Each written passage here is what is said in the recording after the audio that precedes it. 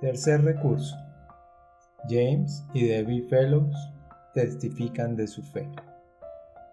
Mi esposa Debbie y yo nos sentimos contentos de poder dar testimonio del cambio que se produjo en nuestra vida desde que aceptamos a Jesucristo como nuestro Señor y Salvador.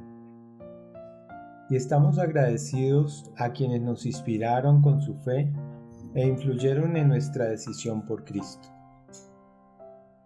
Durante nuestro noviazgo y los primeros años de nuestro matrimonio, jamás asistimos a ninguna iglesia. Ni recuerdo haber hablado de Dios ni de lo que creíamos, ya que estábamos demasiado ocupados en nuestras profesiones y en nosotros mismos. Yo había nacido en el seno de una familia que asistía a la iglesia, y mis padres eran y son maravillosos ejemplos del ideal cristiano. Son generosos, amorosos, benévolos, compasivos, amables y humildes. A pesar de todo su buen ejemplo, jamás comprendí lo que significaba la vida, muerte y resurrección de Jesucristo. Yo me consideraba un buen cristiano, porque asistía a la iglesia y trataba de ser una buena persona, como mis padres. Al igual que James, también me crié en la iglesia. Mi madre fue maestra de la escuela bíblica dominical durante muchos años y se ocupó de que tanto mi hermano como yo asistiéramos al culto todos los domingos. Fue en la iglesia, creo, donde los tres encontramos consuelo y fortaleza para enfrentar los difíciles problemas de la familia. En medio de un periodo de incertidumbre e inseguridad que experimenté siendo estudiante de los primeros años de secundaria, recuerdo haber tenido un vivo interés por los asuntos espirituales. Sentía un fuerte deseo de asistir a la iglesia, pero no podía encontrar respuestas. Recuerdo un vitral de la iglesia que representaba a un ángel arrodillado y con sus alas desplegadas. Cómo anhelaba poder acurrucarme bajo esas alas en busca de paz, protección y seguridad. Cuando me enamoré de James, me pareció que podría encontrar en él y en nuestra relación todas esas cosas que había estado buscando. Nos teníamos el uno al otro y di la espalda a Dios. Vivíamos para el momento y para nosotros mismos. El 23 de diciembre de 1975, a las 2 de la tarde, nació nuestra primogénita, Jennifer. El presenciar el nacimiento del bebé en la sala de partos fue más de lo que este padre novato podía soportar. Lloré sin poder controlarme, preso de las emociones de gozo, temor y gratitud. Este maravilloso momento del nacimiento de mi hija aflojó las cuerdas espirituales que había dentro de mí. El domingo siguiente buscamos una iglesia en el vecindario donde vivíamos, en el área de Lincoln Park, de Chicago, y finalmente dimos con una que nos gustó. Yo realmente disfrutaba de esta nueva dimensión de mi vida. Comencé a aprender, como adulto, lo que era la vida cristiana. Disfrutaba de la compañía de la gente y de ser parte de la comunidad de la iglesia. Con el tiempo llegué a ser ujier, después anciano presbítero y posteriormente presidente del cuerpo de ancianos. Al mismo tiempo que James se sentía satisfecho y encontraba una nueva dimensión para su vida, yo estaba resentida por este nuevo interés suyo. Él tenía ahora más reuniones a las cuales asistir y más obligaciones que cumplir que no me incluían a mí. Pero sabiendo lo mucho que esa iglesia significaba para James, comencé a acompañarlo. Pero en lo espiritual sentía una gran necesidad. El solo cantar los himnos me ponía al borde de las lágrimas. Quería saber qué creer. Buscaba significado para mi vida, pero estaba tratando de hallarlo en los lugares equivocados.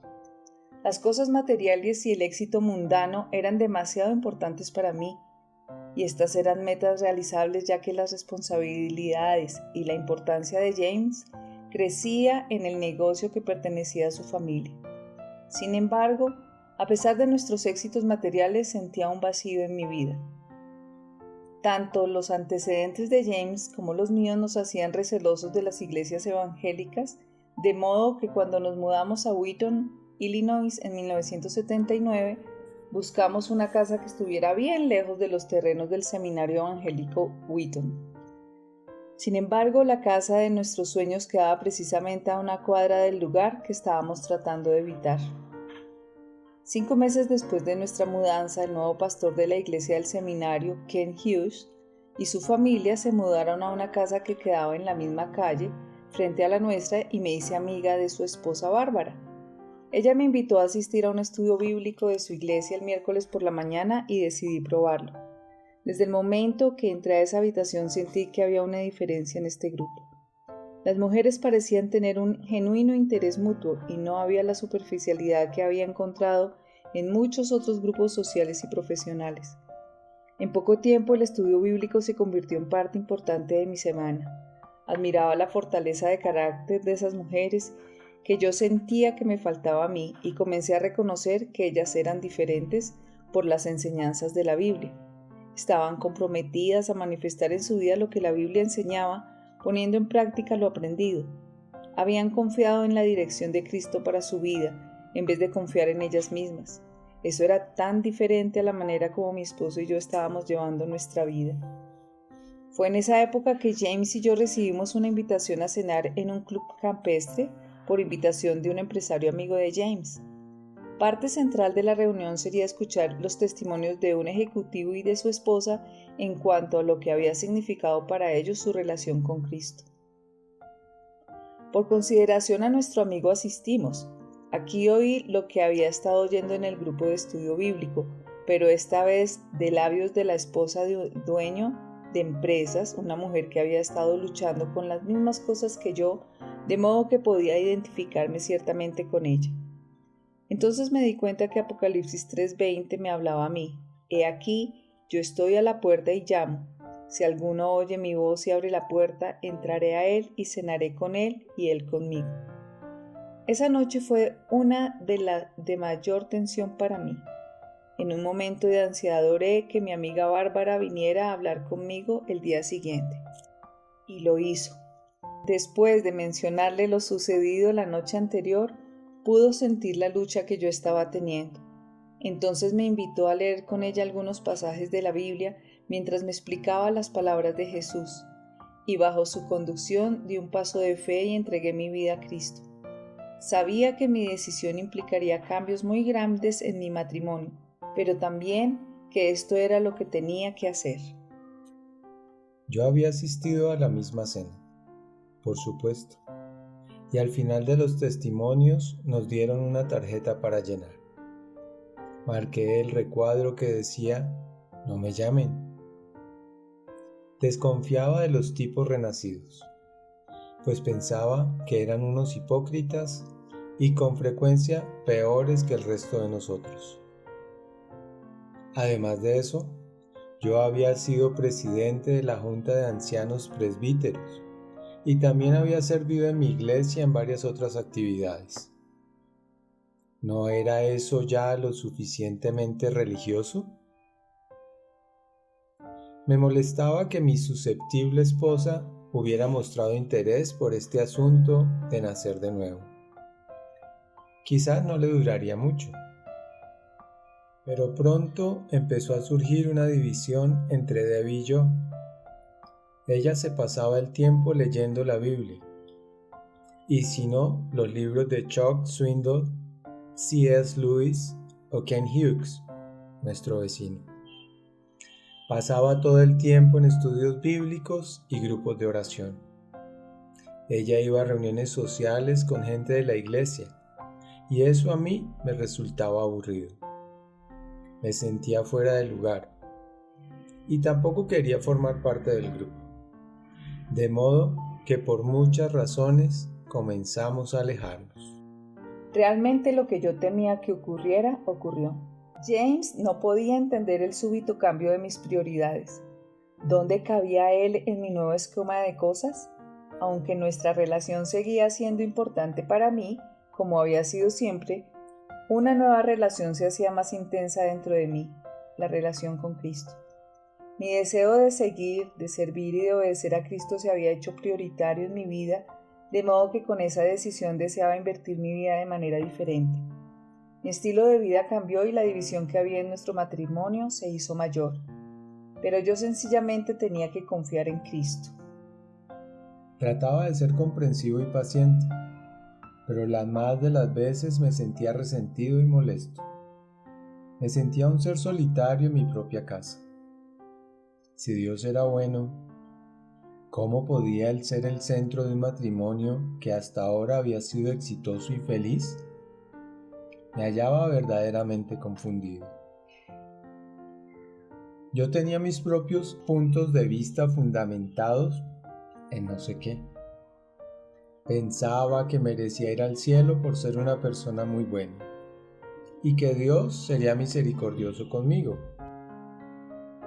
Pero Débora refutaba mis argumentos apoyándose en la Biblia. Hablaba de la salvación mediante la fe y la gracia de Dios. En bien de la unidad de la familia, decidí asistir con Debbie a un culto dominical nocturno. Aquí, mi experiencia fue muy parecida a la que había tenido Debbie la primera vez que visitó el grupo de estudio bíblico de las mujeres. Yo sentía algo diferente a las otras experiencias que había tenido antes, de modo que decidí regresar el domingo siguiente. Ahora sentía la presencia de Cristo de una manera nueva y más intensa. Quizás había algo bueno en todo esto, pensaba. No obstante, lo difícil que me resultaba admitirlo. A pesar de todo el disgusto que me producía nuestro nuevo estilo de vida, Debbie había cambiado positivamente en muchos aspectos. Para empezar, estaba en paz con nuestra relación. Yo era quien estaba bajo tensión emocional. Ella, indiscutiblemente, se había transformado en una persona más fuerte y segura de sí misma. Ahora discutía menos y era más perdonadora. Y la cosa más irónica de todas, se había vuelto algo más romántica durante este periodo de tensión conyugal. Entonces decidí leer algunos de los libros esparcidos por allí. En sus pasos, de Charles Sheldon, Cristianismo y nada más, de C.S. Lewis, y lo que significa amar a Dios, de Chuck Colson. Ken Hughes y yo leímos juntos Cristianismo Básico, de John Stott, y comenzamos a hablar de las cosas de la fe.